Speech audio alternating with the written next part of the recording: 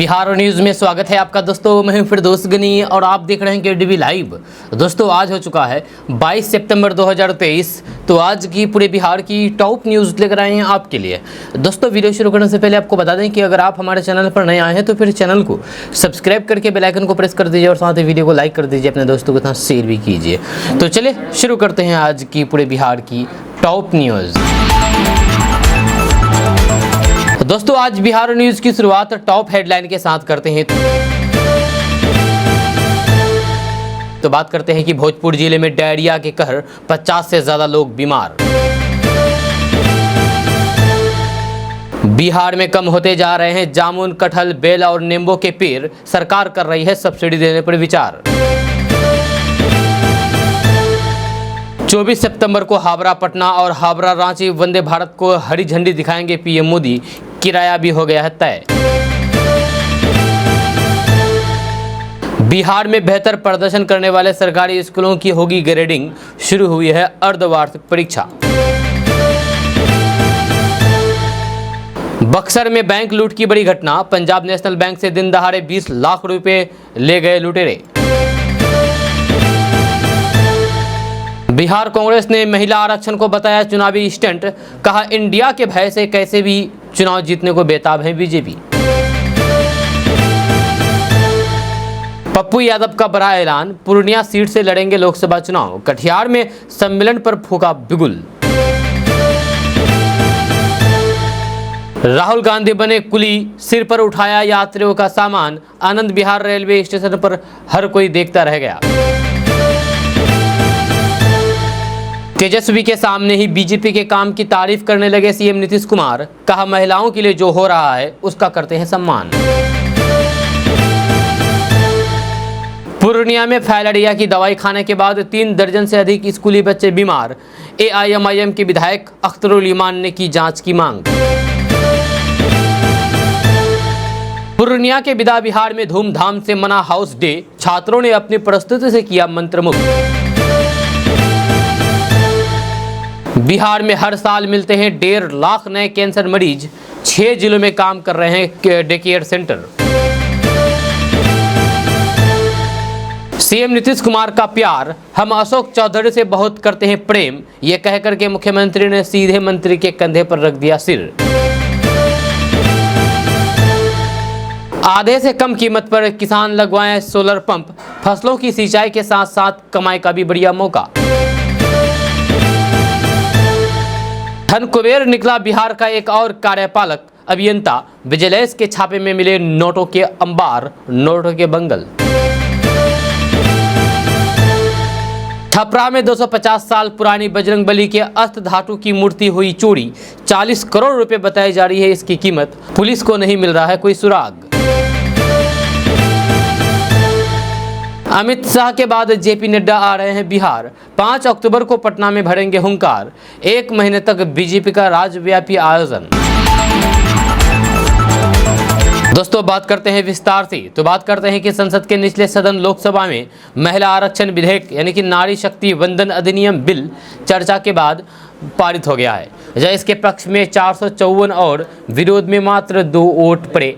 इस बीच सामने आया है कि विरोध में वोटिंग करने वाले 2 नेता कौन है। नारी शक्ति वंदन अधिनियम बिल के विरोध में मत डालने वाले ऑल इंडिया मजलिस इत्तेहादुल मुस्लिमीन यानी कि एआईएमआईएम के चीफ असदुद्दीन ओवैसी और एआईएमआईएम के सांसद इम्तियाज जलील है। दरअसल हैदराबाद से सांसद असदुद्दीन ओवैसी बिल में अन्य पिछड़ा और फिर मुस्लिम समुदाय की महिलाओं के लिए रिजर्वेशन की मांग कर रहे हैं। एआईएमआईएम के नेता असदुद्दीन ओवैसी ने सदन में कहा कि सरकार संसद में सिर्फ स्वर्ण महिलाओं का प्रतिनिधित्व बढ़ाना चाहती है, जब ओबीसी और मुस्लिम समुदाय की महिलाओं की चिंता नहीं है। उन्होंने सवाल उठाया है कि ओबीसी और मुस्लिम समुदाय के लिए आरक्षण का प्रावधान क्यों नहीं किया गया। असदुद्दीन ओवैसी ने कहा है कि संसद में ओबीसी और मुस्लिम महिलाओं का प्रतिनिधित्व बहुत कम है। उन्होंने कहा है कि प्रधानमंत्री नरेंद्र मोदी ओबीसी है, लेकिन आज सदन में ओबीसी समुदाय का प्रतिनिधित्व महज 20% है। असदुद्दीन ओवैसी ने इस विधेयक को चुनावी स्टंट भी करार दिया है। संसद में कांग्रेस, सपा, द्रमुक, तृणमूल कांग्रेस समेत सभी विपक्षी दलों ने विधेयक का समर्थन किया है। जब विधेयक पारित किए जाने के दौरान सदन में प्रधानमंत्री नरेंद्र मोदी मौजूद थे। दोस्तों बात करते हैं कि कांग्रेस नेता राहुल गांधी ने राष्ट्रीय राजधानी दिल्ली में स्थित आनंद विहार रेलवे स्टेशन पर कुलियों से मुलाकात की। इस दौरान उन्होंने यात्रियों का सामान भी उठाया, जिसका वीडियो सामने आया है। कांग्रेस पार्टी ने तस्वीर शेयर करते हुए लिखा है कि जननायक राहुल गांधी जी आज दिल्ली के आनंद विहार रेलवे स्टेशन पर कुली साथियों से मिले। जब पिछले दिनों एक वीडियो वायरल हुआ था जिसमें रेलवे स्टेशन के कुली साथियों ने उनसे मिलने की इच्छा जाहिर की थी। आज राहुल गांधी जी उनके बीच पहुंचे और फिर इत्मीनान से उनकी बात सुनी। भारत जोड़ो यात्रा जारी है। आपको बता दें कि राहुल गांधी पिछले कुछ समय से लोगों से लगातार मिल रहे हैं। इससे पहले उन्होंने हरियाणा में ट्रैक्टर चलाया था और किसानों के साथ खेत में धान रोपनी की थी। इसके बाद उन्होंने मोटर मैकेनिकों से भी मुलाकात की थी। राहुल गांधी दिल्ली में स्थित करोल बाग में मोटरसाइकिल मैकेनिकों के साथ बातचीत करते हुए नजर आए थे। दोस्तों, बात करते हैं कि पटना से हावड़ा जाने वाली वंदे भारत एक्सप्रेस ट्रेन का किराया तय हो गया है। जहां प्रधानमंत्री नरेंद्र मोदी 24 सितंबर को वर्चुअल माध्यम से इस ट्रेन को हरी झंडी दिखाएंगे। ये बिहार की दूसरी वंदे भारत ट्रेन होगी। इस पटना हावड़ा वंदे भारत एक्सप्रेस में चेयर कार का किराया 1200 रुपये और एग्जीक्यूटिव क्लास 2300 रुपये होगा। इसमें कैटरिंग चार्ज शामिल नहीं है। उद्घाटन के 1 से 2 दिन बाद यात्री इसमें सफर कर सकेंगे। वहीं इस ट्रेन के आरक्षण करवाने को लेकर के पूर्व मध्य रेलवे ने बताया है कि ट्रेन का किराया भी अगले 1 से 2 दिन में रेलवे के सर्वर में फिट कर दिया जाएगा। इसके बाद टिकट बुक कर सकेंगे। ट्रेन के परिचालन को लेकर के तैयारी शुरू हो गई है। 24 सितंबर को पटना जंक्शन पर इसका उद्घाटन कार्यक्रम होगा। आपको बता दें कि पटना हावड़ा वंदे भारत ट्रेन दोनों शहरों के बीच का सफर करीब 6.5 घंटे में पूरा करेगी। जहाँ दोनों शहरों के बीच की दूरी करीब 530 किलोमीटर है। इस रूट पर यह सबसे तेज चलने वाली ट्रेन होगी। रेलवे ने अभी फाइनल शेड्यूल शेयर नहीं किया है। माना जा रहा है कि पटना में ये सुबह 8 बजे खुल करके दोपहर 2:30 बजे हावड़ा पहुंचेगी। पटना से हावड़ा पहुंचने में ये गाड़ी करीब 6.5 घंटे से भी कम समय लगेगी। यह ट्रेन की अधिकतम रफ्तार 160 और औसत 80 किलोमीटर प्रति घंटे होगी। जहाँ यात्रियों की सुरक्षा के लिए वंदे भारत ट्रेन में स्वचालित तकनीक से बंद और फिर खुलने वाले दरवाजे हैं। ये दरवाजे तब तक नहीं खुलेंगे जब तक ट्रेन पूरी तरीके से रुक ना जाए। दोस्तों, बात करते हैं कि राजद सुप्रीमो लालू प्रसाद यादव अपने बुरे स्वास्थ्य का हवाला देकर के और किडनी ट्रांसप्लांट की बातें वो कहकर के कोर्ट से जमानत लेकर के फिलहाल बाहर आए हुए हैं। सिंगापुर में अपना किडनी ट्रांसप्लांट करवाया। जब कुछ दिनों वे डॉक्टर निगरानी में रहे और फिर उसके बाद वे वापस बिहार आ गए हैं। जब बिहार आने के बाद लालू प्रसाद यादव वापस से राजनीति में एक्टिव हो गए हैं और लगातार कई राजनीतिक बैठक में भी शामिल हो रहे हैं, जहाँ और कई जगहों पर भी जा रहे हैं। इसी कड़ी में अब जो एक लालू से जुड़ा हुआ वीडियो सामने आया है, उसमें लालू प्रसाद यादव बिहार की पारंपरिक लोक नृत्य लौंडा नाच का आनंद उठा रहे हैं। दरअसल लालू प्रसाद यादव ने कोर्ट से बीमारी का हवाला देकर के जमानत लिया है। वो बीमार है और उनको बेहतर इलाज के लिए समय समय पर डॉक्टर के संपर्क में करना पड़ता है और उनके स्वास्थ्य का विशेष ख्याल रखना पड़ता है। इसके अलावा लालू प्रसाद यादव ने अपने किडनी के ट्रांसप्लांट के नाम पर कोर्ट से जमानत भी ली थी। इसके बाद लालू का किडनी ट्रांसप्लांट भी कर लिया गया है और अब वो बिल्कुल भी फिट दिख रहे हैं। इतना ही नहीं, लालू प्रसाद यादव अब राजनीतिक कार्यक्रम में भी बढ़ चढ़ करके हिस्सा ले रहे हैं। इसके अलावा लालू लगातार उन तमाम पुराने जगहों पर जा रहे हैं जहां से उनका पुराना नाता रहा है। इस बीच ताजा मामला जो सामने आया है उसमें यह दिखाया गया है कि लालू प्रसाद यादव लौंडा नाच देख रहे हैं या लौंडा नाच का आनंद ले रहे हैं।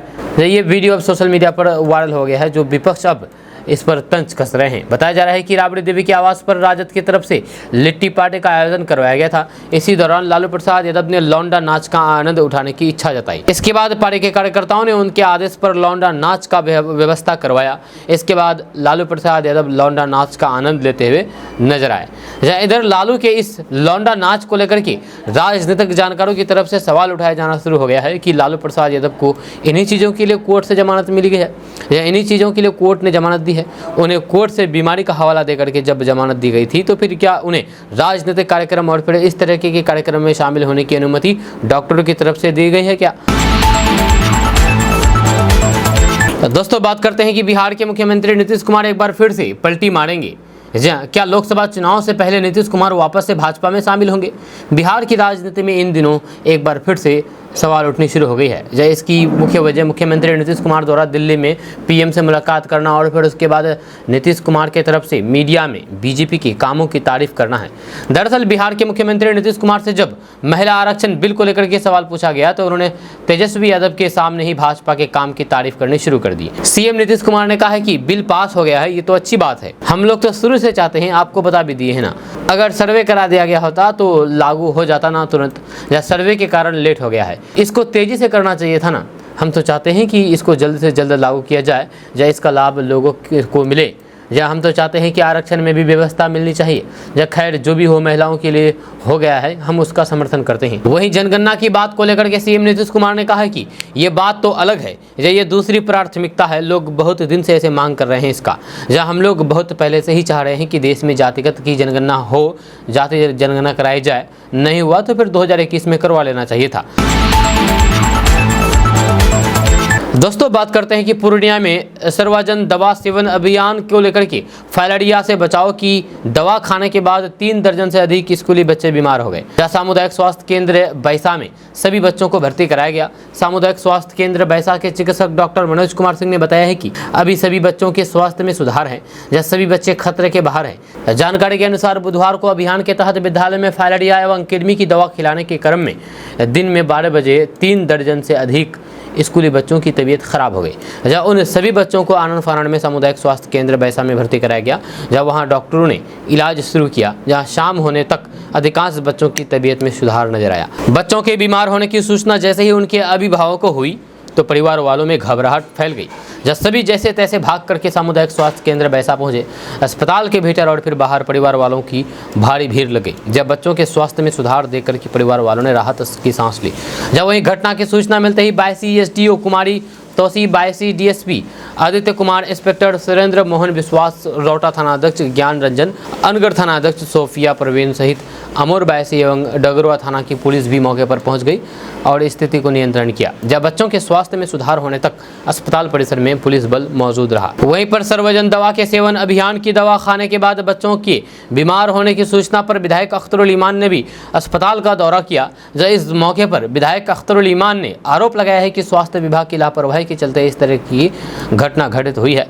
इस मामले पर उच्च स्तरीय जांच होनी चाहिए। जहां इसके साथ ही उन्होंने बच्चों एवं और परिवार वालों से संयम रखने की अपील की है। इसके अलावा पूर्व विधायक सबा जफर और फिर प्रखंड प्रमुख समीम अख्तर उर्फ लाल बाबू भी अस्पताल पहुंचे और फिर स्थिति का जायजा लिया। दोस्तों फसलों की सिंचाई सही वक्त पर नहीं होने से किसानों को काफ़ी नुकसान उठाना पड़ता है। जहाँ इसका असर किसानों के मुनाफे पर भी पड़ता है। किसान इस स्थिति से निपट सके इसके लिए सरकार की तरफ से कई विकल्प भी उपलब्ध कराए गए हैं। इन्हीं विकल्पों में से एक विकल्प है पीएम कुसुम योजना। इस योजना के तहत किसानों को सब्सिडी पर सोलर पंप दिए जाते हैं। जहां प्रधानमंत्री कुसुम योजना के तहत सरकार किसानों को 60% तक की सब्सिडी पर सोलर पंप मुहैया कराती है। जहाँ किसानों के साथ साथ ये पंप पंचायतों और फिर सहकारी समितियों को इसी अनुदानित कीमत पर दिए जाते हैं। या इसके अलावा सरकार अपने खेतों के आसपास सोलर पंप संयंत्र स्थापित करने के लिए लागत के 30% तक का लोन उपलब्ध कराती है। इस हिसाब से किसानों को इस प्रोजेक्ट का केवल 10% राशि खर्च करना होता है। इस योजना का लाभ लेने की वजह से किसानों की सिंचाई की समस्या खत्म हो सकती है। जहाँ वही बिजली या फिर डीजल के पंपों के जरिए सिंचाई करने पर किसान की लागत बढ़ जा सकती है। किसान सोलर संयंत्र स्थापित करके बिजली उत्पादन कर सकते हैं। जहाँ उत्पादित बिजली को विभाग 3 रुपये 7 पैसे के टैरिफ दर पर खरीदेगी। इस हिसाब से किसान घर बैठे सालाना 4 से 5 लाख रुपए तक की आय प्राप्त कर सकते हैं। जब किसान इस सोलर पंप को सब्सिडी पर हासिल करने के लिए pm-kusum.mnre.gov.in पर विजिट करके आवेदन कर सकते हैं। आपको बता दें कि अक्सर किसान जानकारी के अभाव में इस तरह की योजनाओं का लाभ नहीं ले पाते हैं। ऐसे में इन किसानों को जागरूक किए जाने की जरूरत है। इस योजना के बारे में ज़्यादा जानकारी के लिए किसान अपने राज्यों के विद्युत विभाग से संपर्क करके अन्य जानकारी प्राप्त कर सकते हैं। जब किसान पीएम कुसुम योजना की वेबसाइट pm-kusum.mnre.gov.in पर विजिट करके जानकारियाँ हासिल कर सकते हैं। दोस्तों बात करते हैं कि बिहार में पिछले कुछ दिनों से मौसम में लगातार उतार चढ़ाव देखने को मिल रहा है। जब वहीं एक बार फिर से मौसम विभाग ने बिहार के लिए अलर्ट जारी किया है। जब मौसम विभाग के मुताबिक बिहार के कई जिलों में बादलों की सक्रियता बनी हुई है, जिससे कहीं आंशिक तो फिर कहीं भारी बारिश हो रही है। जब लोगों को उमस से तो राहत मिली है, आने वाले समय में बिहार में और भी भारी बारिश हो सकती है, ये आशंका जताई गई है मौसम विभाग की तरफ से। इसके साथ ही आपको बता दें कि मौसम विभाग ने बिहार में बारिश को लेकर के एक बार फिर से अलर्ट जारी किया है। मौसम विभाग के मुताबिक सुपौल, अररिया, कटिहार, भागलपुर, बांका, किशनगंज, पूर्णिया, जमुई, मधेपुरा और कटिहार में भारी बारिश हो सकती है। जहां पटना मौसम विज्ञान केंद्र की ओर से 21 सितंबर को बिहार के 10 जिलों में बारिश की संभावना जताई गई है। जब बंगाल की खाड़ी में कम दबाव का क्षेत्र बना हुआ है जिससे प्रदेश में बादलों की सक्रियता बढ़ी है, जहां इससे बारिश के आसार बने हैं।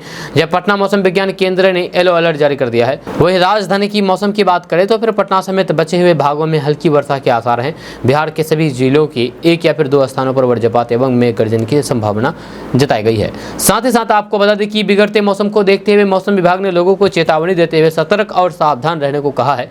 साथ ही भारी बारिश के दौरान पैरों के नीचे ना छिपें, बिजली के खंभों से दूर रहें, किसान अपने खेत में ना जाएं और मौसम सामान्य होने तक का इंतजार करें। साथ ही साथ अपने घर वालों और अपने आसपास के लोगों को भी सावधान रखें। ये मौसम विभाग ने चेतावनी जारी की गई है आपके लिए।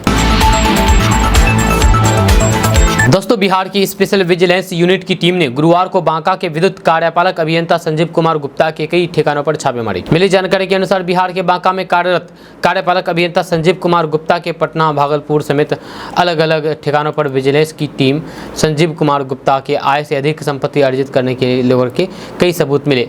आपको बता दें कि संजीव कुमार गुप्ता विद्युत आपूर्ति प्रमंडल Bihar south Bihar power distribution company limited में कार्यरत हैं। इस बारे में अधिक जानकारी देते हुए एडीजी नैयर हसनैन खान ने बताया है कि संजीव कुमार गुप्ता के भागलपुर आवास से कुल 20 लाख कैश बरामद हुआ है, जहाँ कई अघोषित भूमि दस्तावेज और फिर संपत्ति के कागजात और निवेश बरामद किए गए हैं। जहाँ तलाश जारी है, विवरण का पालन करना होगा। जहाँ उन्होंने बताया है कि संजीव कुमार ने बांका में रहते हुए अवैध रूप से आय से अधिक करोड़ों की संपत्ति अर्जित की है।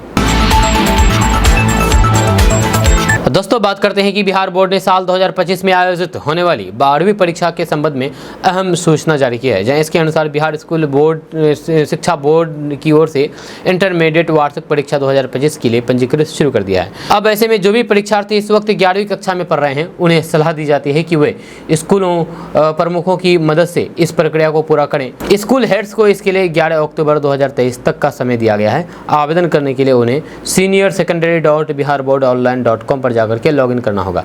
इस संबंध में बोर्ड की ओर से सोशल मीडिया पर जानकारी शेयर की गई है। इसके अनुसार समिति की वेबसाइट पर रजिस्ट्रेशन फॉर्म की कॉपी अपलोड है। इसलिए शिक्षण संस्थान की प्रथम सबसे पहले वेबसाइट senior-secondary.biharboardonline.com पर विजिट कर रजिस्ट्रेशन फॉर्म डाउनलोड करके सभी स्टूडेंट को भरने के लिए उपलब्ध करा देंगे। या इसके बाद भरे गए फॉर्म को स्टूडेंट से प्राप्त करने के बाद सभी शिक्षण संस्थानों के प्रधान अपने स्कूलों के अभिलेखों से इसका मिलान करेंगे। इसके बाद संबंधित स्टूडेंटों का ऑनलाइन रजिस्ट्रेशन फॉर्म सबमिट करेंगे। दोस्तों, बिहार होमगार्ड और फायर ब्रिगेड की डीजी शोभा अहतकर एक बार फिर से विवादों में आ गई है। जब कुछ महीने पहले आईपीएस विकास वैभव से हुआ इनका विवाद अभी सही तरीके से लोगों की जेहन से उतरा भी नहीं है कि तभी बिहार होमगार्ड की डीआईजी अनुसुईया रण सिंह साहू ने शोभा अहतकर के खिलाफ आरोप लगा करके सरकार को पत्र लिख दिया है।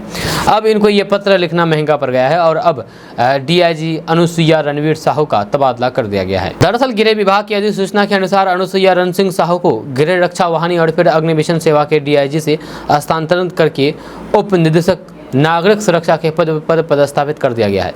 जहां इससे पहले अनुसुईया साहू ने होमगार्ड की डीजी पर करप्शन के आरोप लगाए हैं। जब डीआईजी ने 13 पन्नों का लेटर लिख करके डीजी पर गंभीर आरोप लगाया था। आपको बता दें कि होमगार्ड और फायर ब्रिगेड में महिला आईपीएस अधिकारियों के बीच तनातनी पिछले 6 महीने से लगातार देखने को मिल रही है। इस बारे में डीआईजी अनुसुईया रण सिंह साहू के विरुद्ध आरोपों का पुलिंदा गृह विभाग को भेजा गया है। दोस्तों, बिहार के छपरा जिले से बड़ी खबर सामने आ रही है। मेरी जानकारी के अनुसार छपरा की धार्मिक नगरी रिविलगंज में चोरों ने 40 करोड़ कीमत वाले बजरंगबली के अष्टधातु की मूर्ति चोरी की है। जहाँ 40 करोड़ की मूर्ति चोरी कर ली गई है। 42 किलो वजन की ये मूर्ति 250 साल पुरानी थी। जहाँ घटना बीते मंगलवार रात की है, लेकिन चोरी के 2 दिन बाद भी पुलिस के हाथ खाली हैं। बताया जा रहा है कि धार्मिक नगरी रिविलगंज इलाके के कई मंदिरों से पहले भी मूर्तियों की चोरी हो चुकी है, लेकिन कई मामलों में प्रशासन मूर्तियों को खोजने में नाकाम है। एक बार फिर से चोरों ने प्रशासन को चुनौती दी है और फिर 40 करोड़ रुपए की मूर्ति चोरी कर ली गई है। मूर्ति चोरी की बढ़ती घटनाओं से इलाके में दहशत है। लोग जिले में चोरी के बढ़ती दहशत से परेशान हैं और प्रशासन पर चोरों के खिलाफ कार्रवाई करने में लापरवाही का आरोप लगा रहे हैं। जब महंत की माने तो वर्षों पहले भी मठ में 2 बार चोरी की घटना हुई थी, मूर्ति की चोरी घटना हुई थी, जिसमें श्री राम, लक्ष्मण और सीता माता की मूर्ति चोरी कर ली गए थे। अब फिर से एक बार 40 करोड़ रुपए की मूर्ति चोरी हुई है। ये बहुत बड़ी बात है। दोस्तों, बिहार में भ्रष्ट अधिकारी या फिर कर्मचारियों के द्वारा घूस लेने का सिलसिला जारी है। बिहार के हाजीपुर से एक ऑडियो वायरल हुआ है, जिसमें एक महिला पुलिस अधिकारी केस पर कार्रवाई करने के बदले में फोन पर पैसे मांग रहे हैं, रुपए मांग रहे हैं। जब वायरल ऑडियो सामने आया है, इसके बाद वैशाली के एसपी रवि रंजन ने फोन पर पैसे मांगने के आरोप में सस्पेंड कर दिया है। रिश्वतखोर महिला पुलिस अधिकारी पूनम कुमारी को केस का आईओ बनाया गया था। जब पूरा मामला हाजीपुर के महनार थाने का है। इस थाने में अवर निरीक्षक के पद पर पूनम कुमारी है। थाना क्षेत्र के अलावा पूर्वी टोला के रहने वाले सिंधु राय और फिर रामानंद राय के बीच विवाद हुआ था। इसके बाद 29 अगस्त को थाने में सिंधु राय की ओर से शिकायत दर्ज कराई गई थी, जब पूनम कुमारी ने सिंधु राय से न्याय दिलाने और फिर मदद के नाम पर पैसे की मांग कर दी। इस मामले में सिंधु राय ने कहा कि 25,000 की डिमांड की गई थी। हमने एक बार 5,000 और एक बार 10,000 रुपये दिए, 10,000 और बाकी था जो देना था। जब पैसे देने के बाद भी कार्रवाई नहीं की गई है। सिंधु राय ने पूनम कुमारी को फोन करके केस को देखने के लिए कहा था। इस पर पूनम कुमारी ने कहा कि अभी हम रेस्ट हैं, या आपको जो बोले थे आप करते ही नहीं हैं, जब बोलते हैं बाद में करेंगे। सिंधु राय ने कहा है कि हमारी भी बात सुनिए मैडम, हम भी इंसान हैं। जब पत्नी बीमार है जिसको लेकर के हम इलाज से परेशान हैं। पूनम कुमारी ने कहा है कि हम जो कह दिए हैं वही होगा। जब वैसे ही अभी हम फिलहाल बीमार हैं तो फिर जान देकर करें। पूनम कुमारी ने यह भी कहा है कि कांस्टेबल की तरह करके चले जाइए, जहाँ उसमें सोचेगा कि काम हो जाएगा तो फिर संभव नहीं है, ऐसा नहीं हो सकता है, आपको पैसा देना पड़ेगा। ये कहना है पूनम कुमारी का, जो कि केस को देख कर रही थी। दोस्तों बात करते हैं कि बिहार के मुख्यमंत्री नीतीश कुमार ने महिला आरक्षण बिल का समर्थन किया है। हालांकि इसको लेकर के उन्होंने आज कुछ सवाल भी खड़े किए हैं। उन्होंने भाजपा सरकार पर निशाना साधते हुए कहा है कि इसके लिए 2024 का इंतजार क्यों किया जा रहा है, इसे तुरंत लागू किया जा सकता था।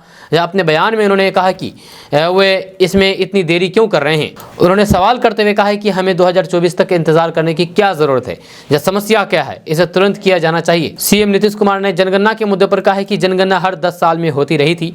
इसकी शुरुआत 1931 में हुई थी और ये पहली बार है कि इसमें देरी हुई है। ये अच्छा नहीं है, लेकिन ये महिला आरक्षण बिल ये अच्छी बात है। लागू होने में थोड़ी देरी होगी, लेकिन जब भी ये लागू होगा महिलाओं के लिए अच्छा होगा। इसके साथ ही उन्होंने जातीय जनगणना की भी बात की है। इसमें पहले उन्होंने ट्वीट करके कहा था कि संसद में जो महिला आरक्षण बिल लाया गया है जब वह स्वागत योग्य कदम है। हम शुरू से ही महिला सशक्तिकरण की हिमायती रहे हैं और बिहार में हम लोगों ने कई ऐसे ऐतिहासिक कदम उठाए हैं। साल 2006 से हमने पंचायती राज संस्थानों और फिर साल 2007 से नगर निकायों में महिलाओं को 50% आरक्षण दिया है।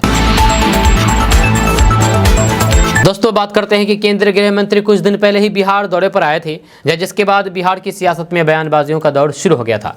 वहीं अब एक बार फिर से खबर सामने आ रही है कि बीजेपी के राष्ट्रीय अध्यक्ष जेपी नड्डा बिहार दौरे पर आ रहे हैं। बीजेपी के कार्यक्रम में शामिल होने के लिए पटना आ रहे हैं, जिसकी जानकारी बिहार बीजेपी के प्रदेश अध्यक्ष सम्राट चौधरी ने दी है। दरअसल भारतीय जनता पार्टी के संस्थापक सदस्य, पूर्व अध्यक्ष और गुजरात के पूर्व राज्यपाल कैलाशपति मिश्रा का 100वां वर्षगांठ बीजेपी मना रही है। जहां पार्टी के राष्ट्रीय अध्यक्ष जेपी नड्डा इस कार्यक्रम का उद्घाटन बापू सभागार में करेंगे।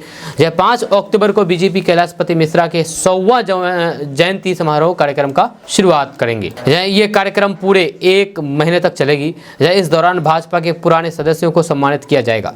वहीं कैलाशपति मिश्रा के कार्यकाल को बिहार बीजेपी प्रदर्शनी के माध्यम से दिखाया गया। वहीं 3 नवंबर को उनके जयंती के दिन उनके पैतृक गांव में एक विशेष कार्यक्रम का आयोजन किया जाएगा। सभी जिलों में एक कार्यक्रम का आयोजन होगा और भाजपा के सदस्यों को सम्मानित किया जाएगा। दोस्तों बात करते हैं कि बिहार विद्यालय परीक्षा समिति यानी कि बीएसईबी एक बार फिर से अपनी लापरवाही को लेकर के चर्चा में है। दरअसल बिहार विद्यालय परीक्षा समिति ने एसटीईटी परीक्षा के आंसर की में बड़ी गलती की है। मिली जानकारी के अनुसार आंसर की में 20 से ज़्यादा प्रश्न उत्तर गलत हैं। साइंस विषय के पेपर 1 में गलती उजागर हुई है।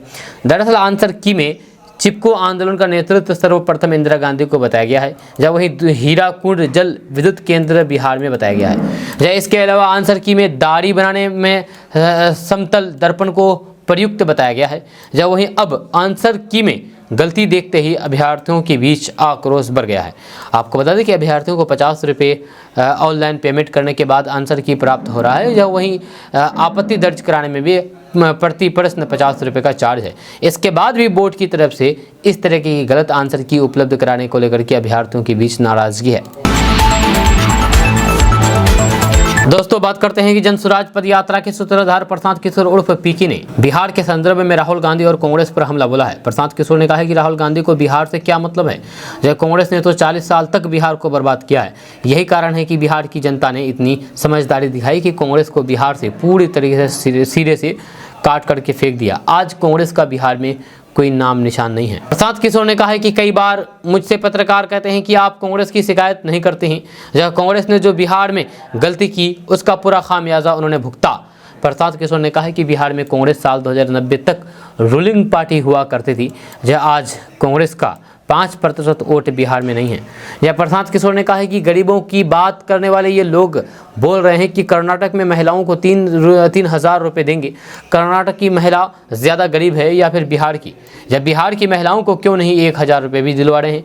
प्रशांत किशोर ने आगे कहा कि अगर कर्नाटक की महिला को 3,000 रुपये मिलना चाहिए तो फिर कांग्रेस के लोग बिहार में सरकार में शामिल है, तो फिर ज़रा बताइए कि बिहार की महिलाओं को क्यों नहीं 1,000 रुपये भी दिलवा रहे हैं? कम से कम 1,000 रुपये बिहार के लोगों को दिलवा दें। प्रशांत किशोर ने कहा कि किस भ्रम में आप लोग पड़े हैं, इन लोगों से क्या सवाल करें? जो आदमी अपने जीवन में बिहार के 4 जिलों का नाम नहीं जानता है उससे क्या सवाल करें? जब बिहार में 1990 के बाद से जो 3 दल हैं वह पिछले 32 सालों से बिहार को चला रहे हैं, ऐसे में लालू, नीतीश और भाजपा पर सवाल नहीं खड़ा करेंगे तो फिर क्या शिवसेना पर सवाल खड़ा करेंगे? तो दोस्तों बात करते हैं कि मुख्यमंत्री नीतीश कुमार की कैबिनेट की बैठक में तालीमी मरकज, टोला सेवक और फिर विकास मित्र का मानदेय दोगुना होने को लेकर के राजद अपना पीठ थपथपा रही है। आरजेडी प्रवक्ता ने कहा है कि तेजस्वी यादव जो बोलते हैं वही करते हैं। सीएम नीतीश कुमार की कैबिनेट की बैठक में कई फैसले लिए गए। मंगलवार को बैठक में 45 एजेंडों पर मुहर लगी। इस बैठक में तालीमी मरकज, विकास मित्र और फिर टोला सेवक के मानदेय को दोगुना कर दिया गया। इसको लेकर के राजद ने श्रेय लेना शुरू कर दिया है। आरजेडी की नेता अपनी पीठ थपथपाने में लगे हुए हैं। राजद के प्रवक्ता ने घोषणा कर दी है कि तेजस्वी यादव जो कहते हैं वही करते हैं। दोस्तों बात करते हैं कि आगामी लोकसभा चुनाव को लेकर के जन अधिकार पार्टी के राष्ट्रीय अध्यक्ष पप्पू यादव तैयारी में जुट गए हैं। जब बुधवार को कटिहार जिले के कोरा प्रखंड मुख्यालय के समीप कोरा हाई स्कूल के मैदान में आयोजित कार्यकर्ता सम्मेलन में पप्पू यादव ने लोगों को संबोधित किया। जहां इस दौरान उन्होंने कहा कि कार्यकर्ताओं के आह्वान पर पूर्णिया लोकसभा से चुनाव लड़ने का मन बनाया है, जिसमें आप लोगों का साथ और आशीर्वाद भी चाहिए। उन्होंने कहा कि 1 नेशन 1 स्टेट एवरिएशन एम्प्लॉयमेंट की बात करेंगे। 2025 विधानसभा चुनाव में हमारी सरकार बनेगी तो फिर हर परिवार को नौकरी देंगे। अगर हम नौकरी नहीं दे पाऊंगा तो फिर 50 लाख रोजगार की गारंटी दूंगा। दोस्तों बड़ी खबर बिहार के बक्सर से सामने आ रही है, जहां बैंक लूट की घटना को अंजाम दिया गया है। मामला बिहार के बक्सर जिला के सिमरी थाना क्षेत्र का बरका सिंगारपुर गांव का है, जहां अपराधियों ने पंजाब नेशनल बैंक की शाखा को निशाना बनाते हुए लूट की घटना को अंजाम दिया। जानकारी के मुताबिक 7 की संख्या में पहुंचे अपराधियों ने बैंक से करीब 20 लाख रुपए लूट लिए और आराम से चलते बने। जब बैंक लूट की घटना को हथियारबंद अपराधियों ने बड़ी आसानी से अंजाम दिया है। बैंक लूट की सूचना मिलते ही स्थानीय पुलिस में हरकत मच गया। जब मामले की जानकारी मिलती है स्थानीय थाना घटनास्थल पर पहुंची, जिसके बाद बक्सर के एसपी मनीष कुमार डुमराव, एसडीपीओ आफाक अख्तर अंसारी, सिमरी थानाध्यक्ष और भी कई सारे लोग वहां पर मौके पर पहुंचे। घटना को अंजाम देने वाले अपराधियों की संख्या 7 बताई जा रही है, जो पूरे तरीके से अपने चेहरे को ढके हुए थे और फिर हथियारों से लैस थे। स्थानीय लोगों ने बताया है कि सभी अपराधियों ने बैंक में घुसने के साथ ही बैंक प्रबंधन को अपने कब्जे में लिया और कैश काउंटर की तिजोरी में रखे 20 लाख रुपए रकम लेकर के चलते बने। इस पूरे मामले में बक्सर एसपी ने बताया है कि जांच की जा रही है कि कितने रकम की लूट हुई है, जांच के बाद पता चलेगा। दोस्तों बात करते हैं कि बिहार के भोजपुर जिले की आरा में डायरिया के प्रकोप से दहशत का माहौल बना हुआ है। जब मामला आरा वार्ड नंबर 4 उजियार टोला की बताई जा रही है। यहाँ पिछले 5 दिनों से डायरिया का प्रकोप जारी है। जहाँ दर्जनों लोग मोहल्ला छोड़कर के किसी दूसरे गंतव्य स्थान पर चले गए हैं। जहाँ अभी तक इस इलाके में 2 लोगों की जान भी जा चुकी है और फिर लगभग 50 लोगों का विभिन्न अस्पतालों में इलाज चल रहा है।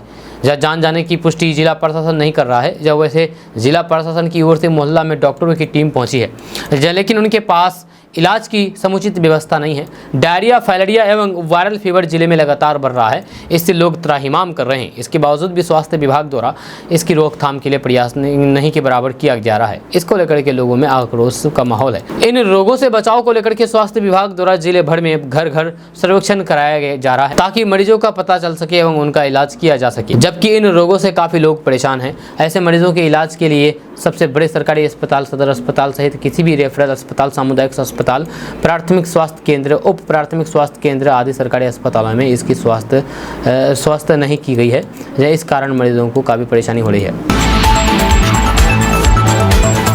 दोस्तों बात करते हैं कि महिला आरक्षण बिल पर बिहार के पूर्व मुख्यमंत्री हम नेता जीतन राम मांझी ने कहा कि ये बिल पहले आना चाहिए था। नरेंद्र मोदी की अस्पष्टता और फिर नारियों के प्रति सम्मान के चलते ये बिल लाए हैं और ये बिल पारित भी हो गया है। जेडीयू ने इसका समर्थन किया है, इसके लिए उन्हें धन्यवाद।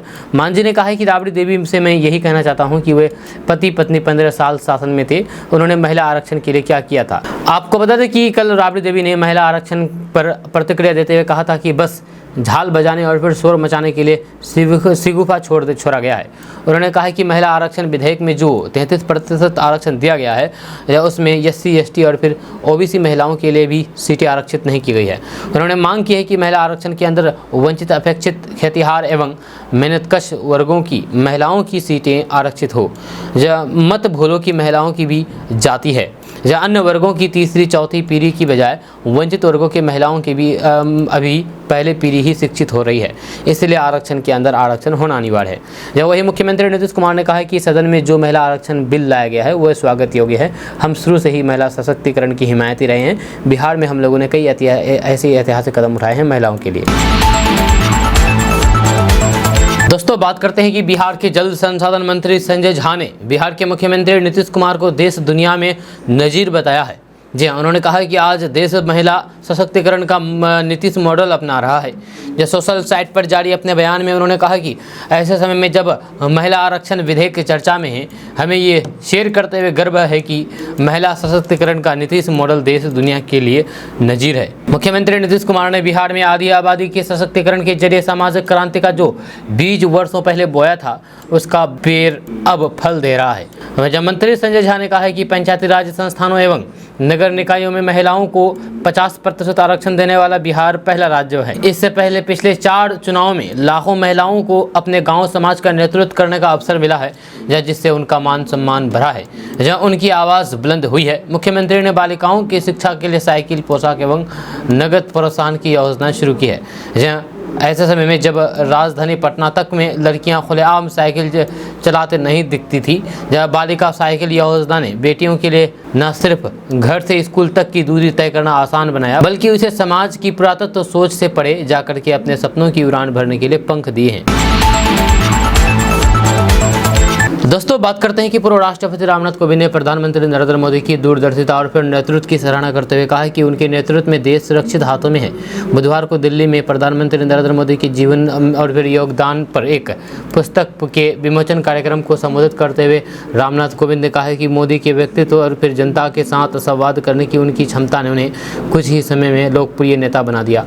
जब मोदी सरकार की उपलब्धियों का जिक्र करते हुए रामनाथ कोविंद ने कहा कि प्रधानमंत्री नरेंद्र मोदी की दूरदर्शिता और नीतियों के कारण भारत विदेश में प्रवासी भारतीयों के लिए गर्व का स्रोत और फिर कई देशों के लिए प्रेरणा स्रोत है। पूर्व राष्ट्रपति रामनाथ कोविंद ने कहा है कि देश में विकास को बढ़ावा देने के लिए निवेश और मेक इन इंडिया पर जोर दिया गया है। वहीं जन धन, आधार और फिर मोबाइल नंबर सहित JM ऑफ ट्रिनिटी ने इस प्रणाली में ऐसी क्रांति ला दी है जो कि पहले कभी नहीं हुई थी।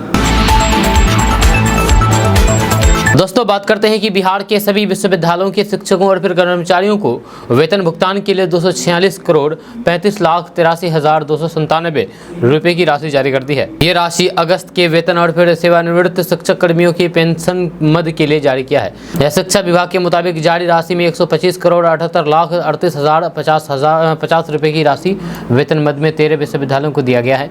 वही 120 करोड़ 57,45,247 रुपए की राशि सेवांत लाभ मद में 10 विश्वविद्यालयों को दिया गया है।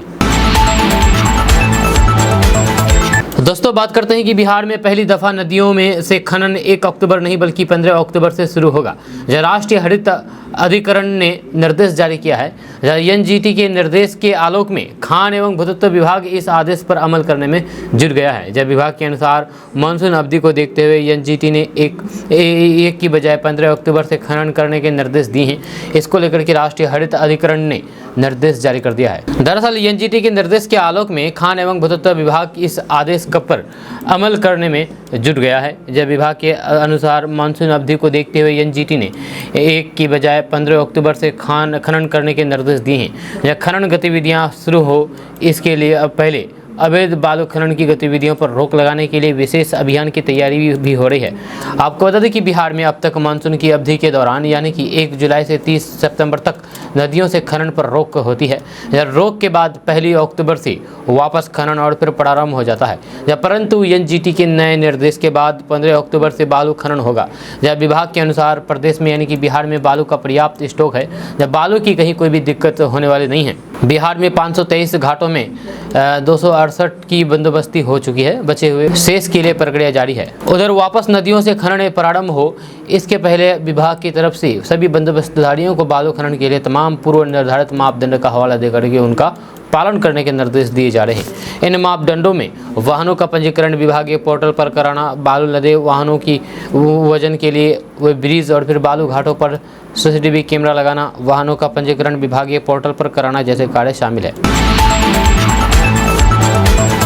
दोस्तों बात करते हैं कि पूर्णिया के विधा बिहार आवासीय विद्यालय परोड़ा में स्थित रविवंश नारायण मेमोरियल ऑडिटोरियम में मंगलवार को विधा बिहार के गार्गी, मैत्रेयी और फिर भारतीय सदन की छात्राओं ने धूमधाम से हाउस डे मनाया है। इस कार्यक्रम में स्कूल की छात्राओं ने अपनी प्रस्तुति से लोगों को मंत्रमुग्ध कर दिया। इस अवसर पर पूर्णिया के डीएसपी सीमा देवी बतौर मुख्य अतिथि शामिल हुई। जो उपस्थित अन्य अतिथियों में डॉक्टर ऋचा सिंह, विद्यालय की ट्रीटी मेंबर श्रीमती पल्लवी मिश्रा तथा अन्य कई गणमान्य लोग उपस्थित हुए। दोस्तों आज का न्यूज़ बस यहाँ तक। कैसा लगा आपको नीचे कमेंट बॉक्स में कमेंट करके जरूर बताइएगा। अगर आप हमारे चैनल पर नए आए तो फिर चैनल को सब्सक्राइब करके बेल आइकन को प्रेस कर दीजिए और साथ ही वीडियो को लाइक कर दीजिए, अपने दोस्तों के साथ शेयर भी कीजिए। तो चलिए मिलते हैं फिर नेक्स्ट वीडियो के साथ, तब तक के लिए जय हिंद, जय बिहार।